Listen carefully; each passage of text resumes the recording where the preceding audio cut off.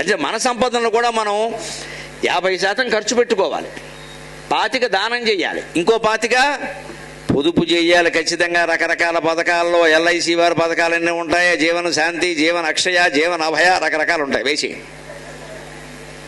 ఎందుకని భవిష్యత్తు ఎలా ఉంటుందో తెలియదు. ప్రతి నెల ₹1,00,000 ఆదాయం ఉండేవాళ్ళు 25,000 పొదుపు చేశాడు అనుకోమ్మా, నెలకు 25,000 ఆలోచించండి మీరు.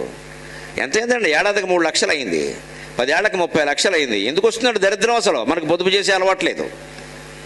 మనం ఏం చేస్తామంటే ఈ 1,00,000 కాదు 2 లక్షలకు సరిపడా ఆన్లైన్లో అమెజాన్ కొరియర్ వాడిని రప్పిస్తాం, అందుకే అప్పులు పాలవుతాం. 2 లక్షలకు సరిపడా ఆన్లైన్ నొక్కో, ఫోన్ ఉందో నొక్కాయి, ఇంటికి వచ్చేస్తుంది ఇంత డబ్బా. ఇదివరకు దుకాణాలకు వెళ్ళి కొనుక్కునేవాళ్ళు, ఇప్పుడు అక్కర్లేదు కదా, నొక్కేస్తే వచ్చేస్తుంది, తర్వాత నొక్కుతాడు బేక.